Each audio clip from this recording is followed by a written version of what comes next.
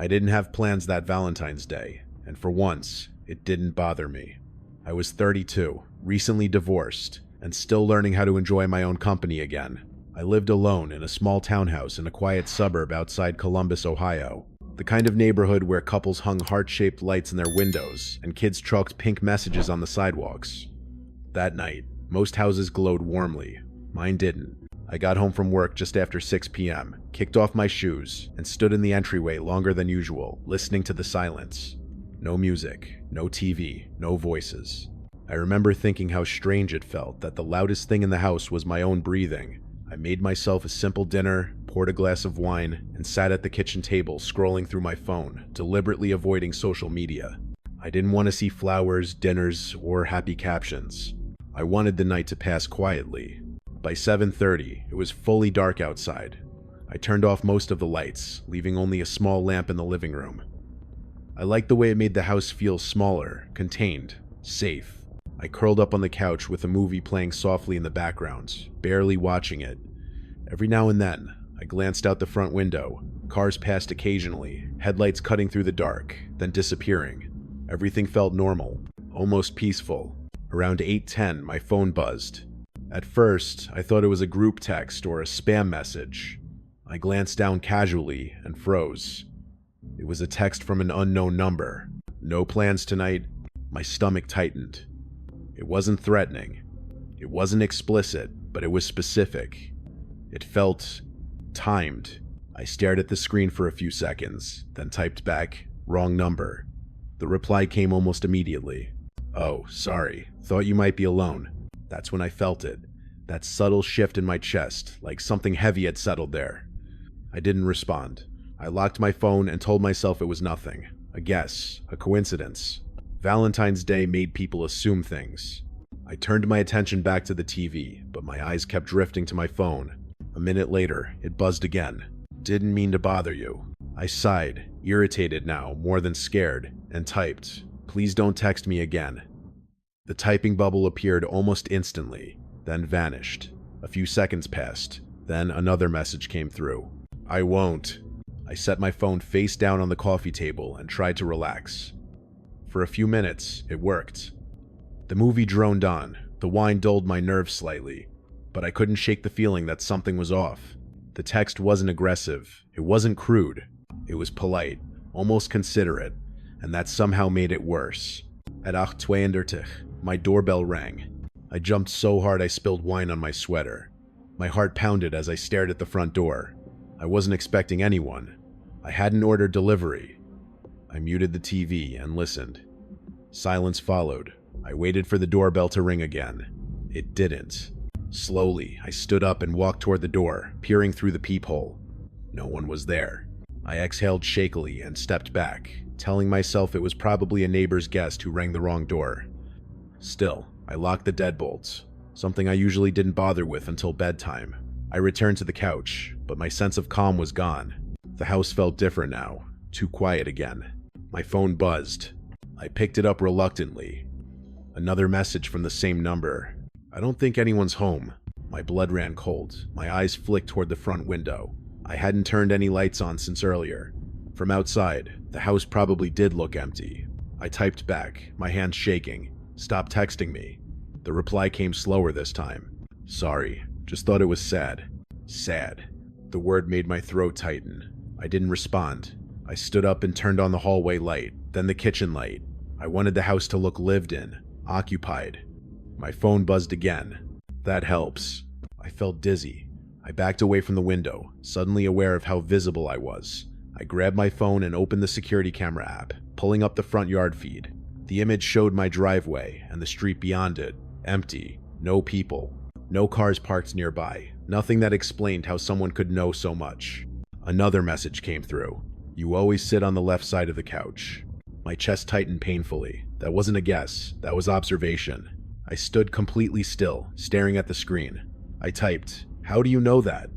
The response didn't come right away. 30 seconds passed. Then a minute. Just as I started to think maybe it was over, my phone buzzed again. Because I've walked by a lot. I turned off the living room light, plunging the space into darkness except for the TV glow. My reflection stared back at me from the window, pale, wide-eyed, scared. Outside, the street was quiet. Too quiet. No passing cars. No voices. Just darkness and stillness. Then I noticed something I hadn't before. Across the street, near the end of my driveway, a car was parked. A dark sedan. Engine off. Lights off. I was certain it hadn't been there earlier. My heart began to race. I watched it for several seconds. It didn't move. My phone buzzed again. "You found me." I stepped back, my legs trembling. "You shouldn't be scared," the next message read. "I just wanted to make sure you weren't alone tonight." I realized then that Valentine's Day wasn't the reason this was happening. It was just the excuse, the opportunity, and whatever was sitting in that car across the street had been waiting much longer than tonight.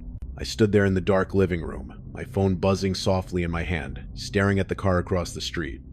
It sat perfectly still, like it had always been there, and I was only just noticing it now. No headlights, no interior light, just a shape pressed into the darkness. My heart hammered so hard I was sure it would give me away somehow. I backed away from the window slowly, careful not to make a sound, and turned the TV off. The house went silent. My phone buzzed again. "I can tell you're watching." I felt a wave of nausea roll through me. I typed, "Leave me alone," and immediately regretted responding at all. The reply came faster than I expected. "I am leaving you alone." Another message followed. "I'm just here." That distinction terrified me more than a threat would have. I moved down the hallway and locked the bedroom door, then sat on the edge of the bed, trying to slow my breathing. I told myself to call the police, but the thought of explaining everything texts, a parked car, nothing concrete, made me hesitate. What if I sounded dramatic? What if the car belonged to a neighbor and I was about to embarrass myself? My phone buzzed again. "You went to the bedroom." My hands went numb. I hadn't turned on any lights. I hadn't made noise. Still, he knew. I typed, "How do you know where I am?" The typing bubble appeared, disappeared, then appeared again. "Your light changed." I realized then how much of myself I had given away without ever thinking about it. The lights, the timing, the routine. I'd made my loneliness visible, predictable. My phone buzzed again. "You don't need to lock the door." That was it. I dialed 911, my fingers clumsy with fear. I whispered to the dispatcher, explaining everything as quietly as I could. She listened, asked questions, told me officers were on the way. "Stay where you are," she said. "Do not open the door." I nodded, even though she couldn't see me.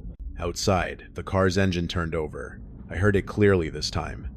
The low rumble vibrated through the quiet street. I crept to the bedroom window and peeked through the blinds just enough to see the car pull slowly away from the curb. Relief flooded me, so suddenly my knees almost gave out. My phone buzzed. "They'll be there soon." Another message followed. "I don't want this to be complicated." I sank down onto the floor, my back against the bed, listening to the dispatcher's calm voice. A few minutes later, red and blue lights washed over the walls. The police arrived, searched the street, took my phone, and asked me to describe the car. They were kind, but I could tell there wasn't much they could do. No plates, no direct threat. One officer glanced at the text messages and shook his head. "This looks like someone who's been watching," he said quietly. For a while, I didn't sleep that night. I stayed up until dawn with every light in the house on. The next morning, I packed a bag and drove to my sister's place. I told her everything. She insisted I stay as long as I needed. Over the next few days, I replayed the night over and over in my head, noticing things I'd brushed off before. The way the car was parked just out of the streetlight, the timing of the texts, the confidence in his words. A week later, after I'd returned home to collect more clothes, I found something waiting for me on the porch. A single red rose. No note, no card. My chest tightened as I stared at it. The rose looked fresh, the stem still damp. I hadn't heard anyone approach. I hadn't seen a car. My phone buzzed. "You forgot this." I called the police again. They took the rose, dusted for prints, and told me the same thing they had before. Without a direct threat, there wasn't much they could do. That night, I didn't stay. I never stayed there again. I broke my lease, moved in with a friend temporarily, and sold most of my furniture just to get out faster. Months passed. I changed my number. I stopped posting anything personal online. I adjusted my routines, my lights, my habits. Slowly, the fear dulled. Valentine's Day came and went the next year without incident. I told myself it was over, that he'd moved on, that I was safe. Then, this past February, my phone buzzed late one night. An unknown number. My heart sank before I even opened it. The message was short. "Still alone on Valentine's?" I didn't respond. I turned off my phone and sat in the dark, listening to the quiet of a house that no longer felt like mine. The worst part isn't that someone watched me on Valentine's night. It's knowing how easy it was for them to know I was alone and how many nights like that came before I ever realized I was being seen.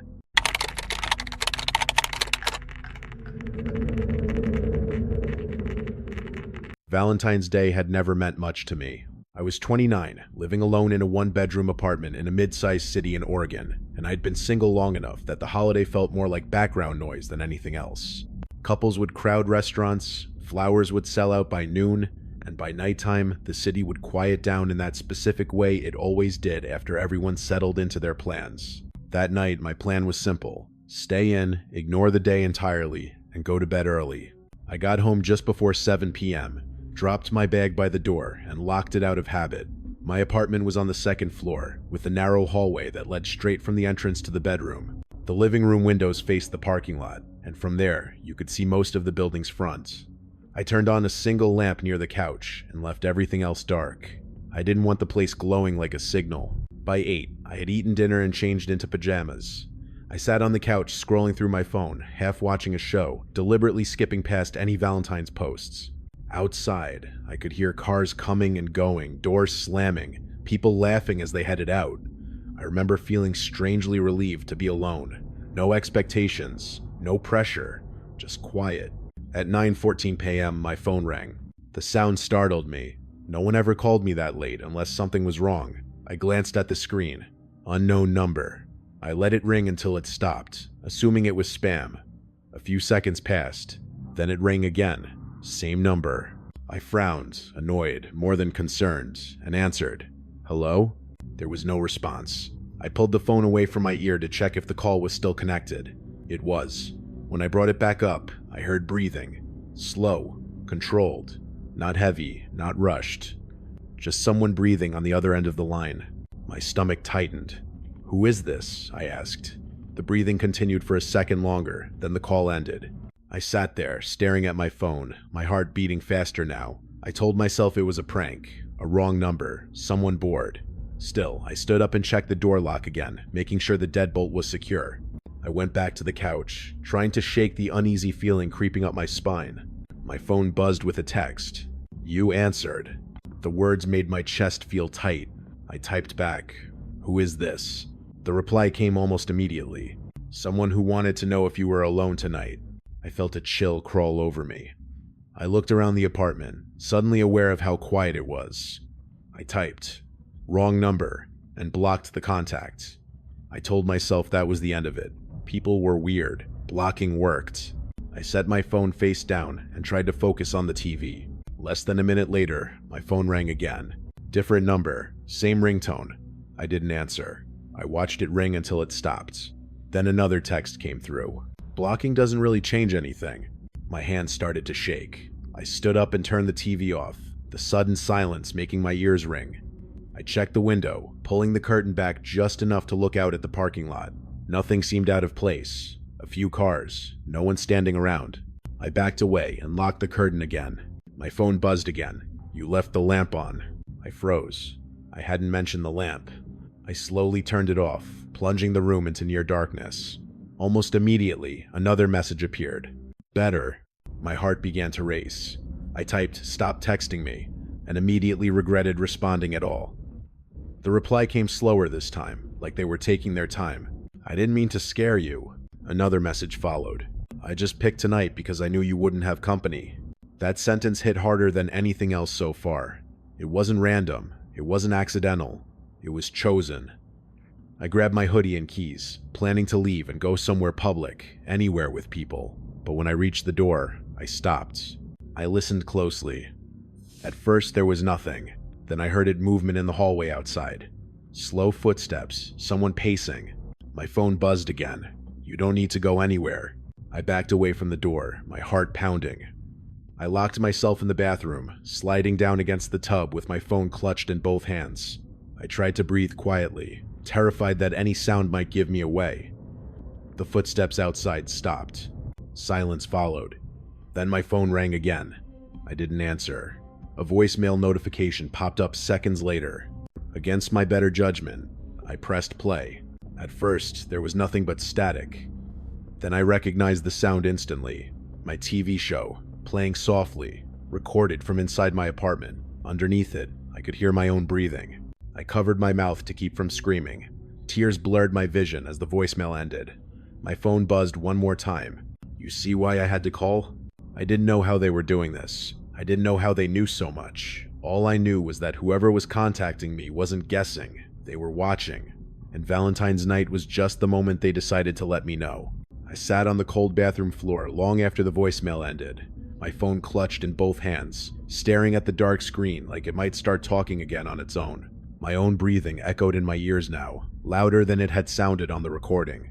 I didn't move. I didn't cry. I just listened. The apartment felt different, like the walls were closer than they had been an hour earlier, like the air itself was aware of me. My phone buzzed again. You went quiet.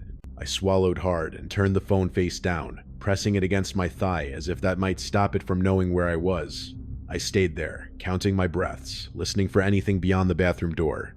At first, there was nothing. Then, faintly, I heard the soft creak of the hallway floor outside my apartment, someone shifting their weight, standing still long enough that they didn't want to be heard. I stood up slowly, my legs shaky, and unlocked the bathroom door. The apartment was dark now, the only light coming from the faint glow of the street outside, leaking around the curtains. I moved carefully, staying close to the wall, peering down the hallway toward the front door. It was still closed, still locked. I checked it anyway, my fingers trembling against the metal. Secure. That didn't make me feel better. My phone buzzed again. You check the lock every time. The words felt like a hand closing around my throat. I backed away from the door, my heart pounding. I typed, "How do you know that?" The typing bubble appeared, disappeared, then appeared again. "Because you're predictable." I felt a wave of anger cut through the fear for just a moment. "Stop," I typed. "I'm calling the police." There was a pause long enough to make me hope I'd scared them off. Then another message appeared. "You can. I won't be here by then." Before I could respond, there was a knock at the door. Just one, calm, controlled. I froze. My phone slipped from my hand and hit the carpet with a dull thud. I stared at the door, my mind racing through possibilities. Delivery? A neighbor? Someone lost? None of it made sense at this hour, not on Valentine's night. The knock came again, louder this time. "Hey," a man's voice said from the other side. "You okay in there?" My stomach twisted. The voice sounded normal, concerned even. That scared me more than anything else. My phone buzzed on the floor. "Don't open it yet." I picked it up slowly, my hands slick with sweat. I whispered, "Who is at my door?" The reply came almost immediately. "Someone who wants to make sure you're safe." The knock came again, firmer now. "Miss," the man said, "you left your lights on earlier. Just wanted to check in." I backed away from the door, shaking my head even though he couldn't see me. I felt stupid for hesitating, but every instinct told me this was wrong. I dialed 911 with trembling fingers and whispered when the dispatcher answered, explaining everything as quickly as I could. Unknown calls, texts, someone watching me, someone at my door right now. The dispatcher told me officers were on the way and instructed me not to open the door for anyone. I nodded, pressing the phone tight against my ear.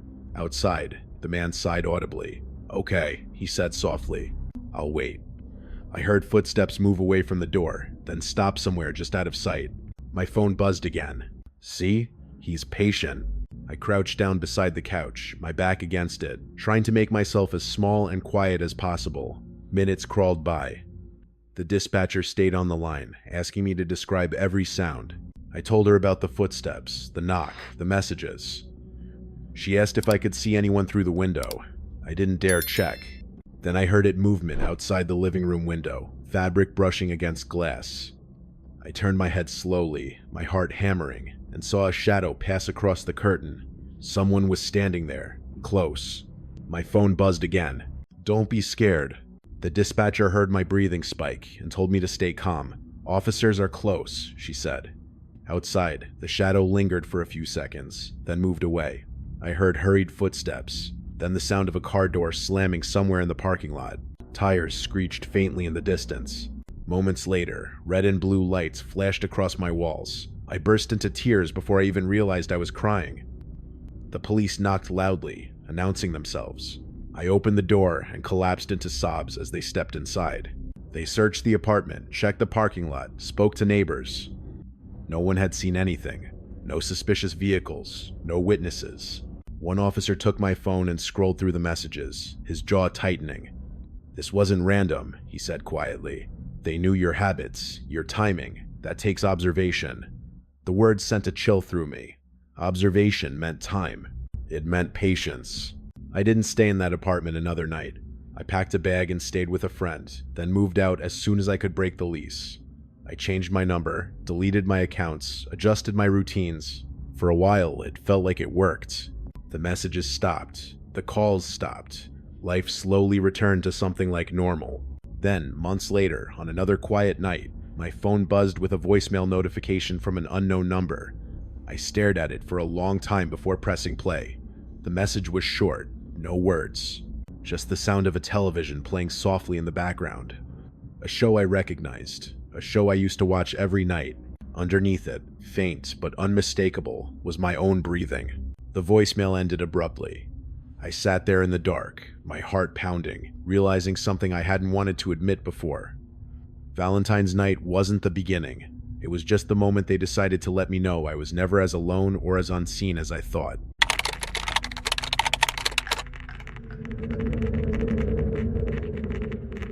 I didn't expect anything that Valentine's Day.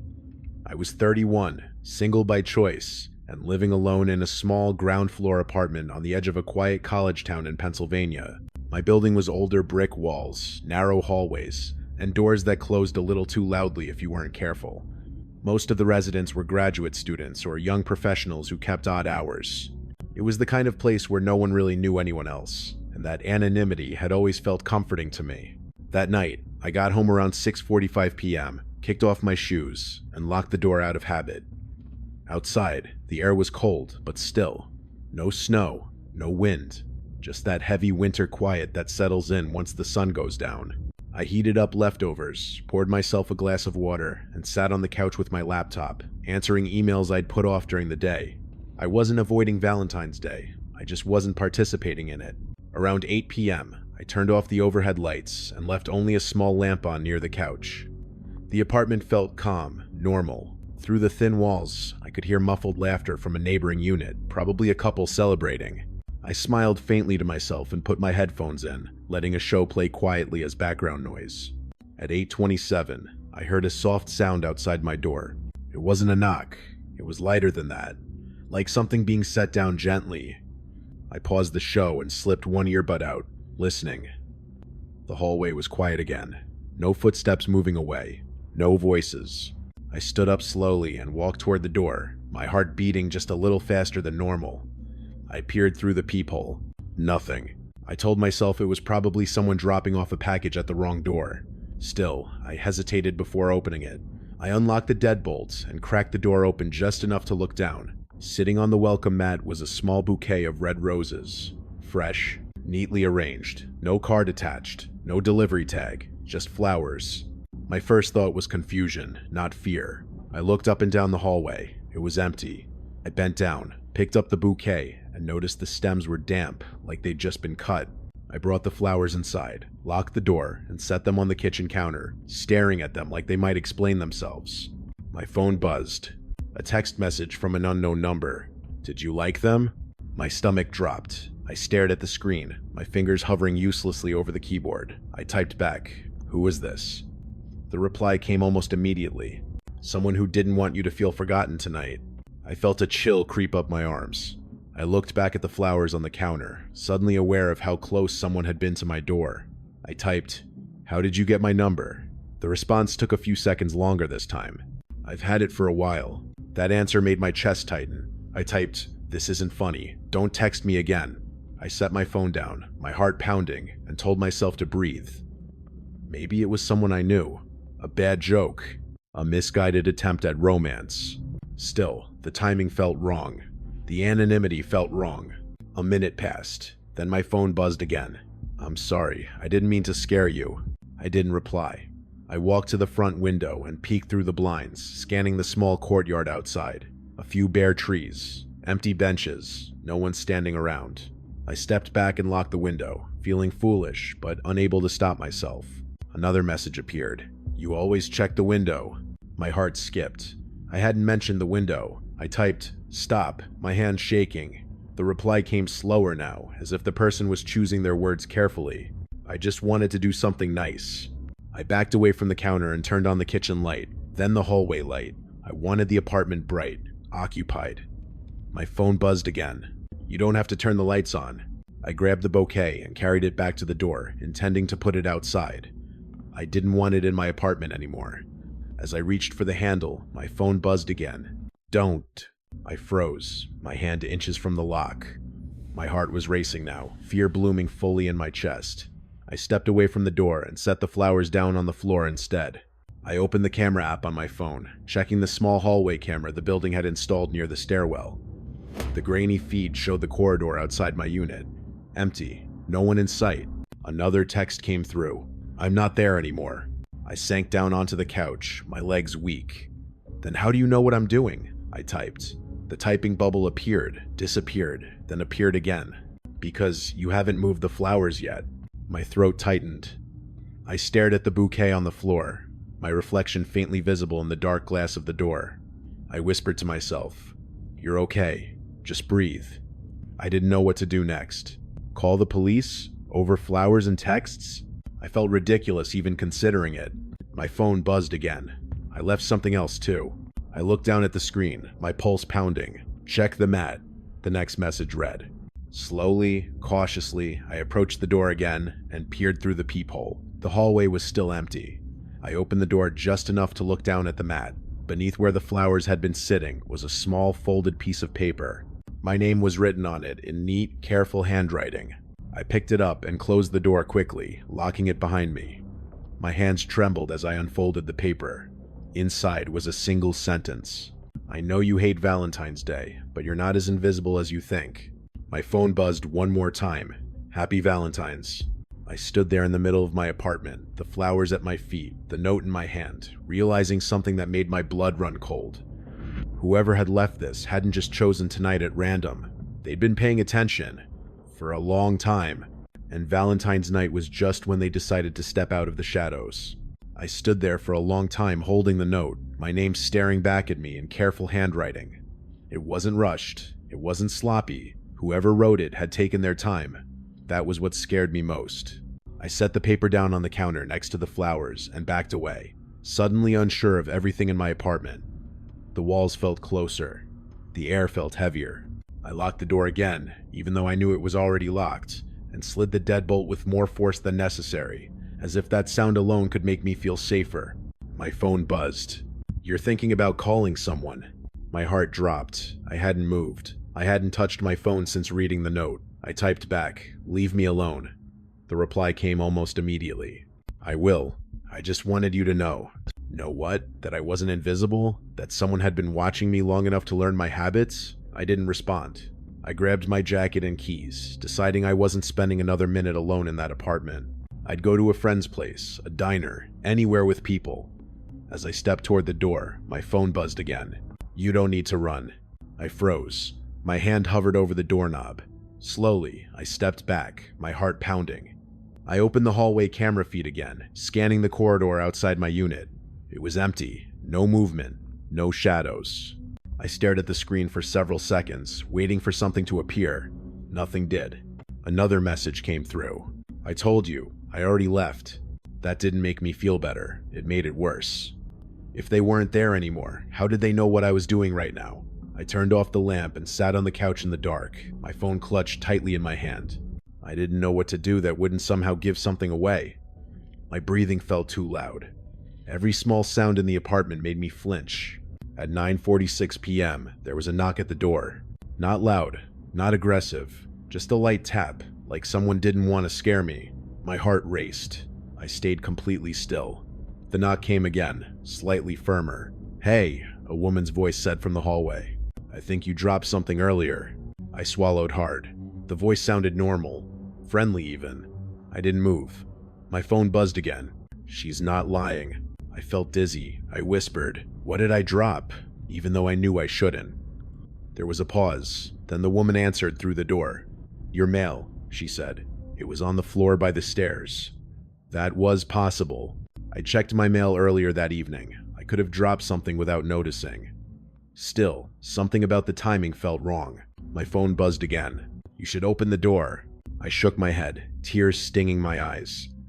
"Please go away," I said quietly, more to myself than to anyone else. The woman outside sighed softly. "Okay," she said. "I'll just leave it here." I heard paper slide across the floor, stopping near my door. Footsteps followed, moving away down the hall. I waited, counting silently, until everything was quiet again. I didn't open the door right away. I sat there in the dark, my heart pounding, listening for any sound. Finally, I crept forward and peered through the peephole. The hallway was empty. On the floor outside my door was a single envelope. My name was written on it in the same neat handwriting as the note. I didn't touch it. I called the police instead. My voice shook as I explained everything. Flowers, messages, the note, the knock. They arrived about 20 minutes later. By then, the envelope was still sitting exactly where it had been left.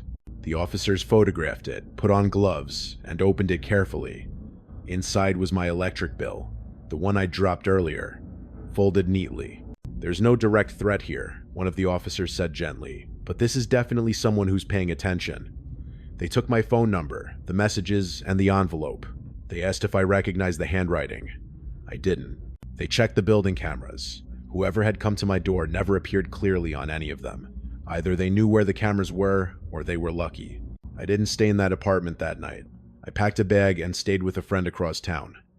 Over the next week, I moved out. I didn't wait for the lease to end. I didn't argue. I just left. I changed my number. I adjusted my routines. I stopped coming home at the same time every day. Slowly, the fear faded into something duller, easier to carry. Valentine's Day came again the next year. I spent it with friends, deliberately surrounding myself with people. That night passed without incident. I told myself it was over, that whoever had been watching me had moved on. Then, a few days later, I came home to my new place and found something sitting outside my door. A small bouquet of red roses. No note, no card, just flowers. I didn't pick them up. I didn't bring them inside. I turned around and left, my heart pounding, knowing something I hadn't wanted to admit before. Valentine's night hadn't been special because of love or loneliness. It had been special because it was predictable, because someone knew exactly when I'd be vulnerable, and even now, long after that night, I still wonder how many times someone can leave quietly before you realize they never really went away.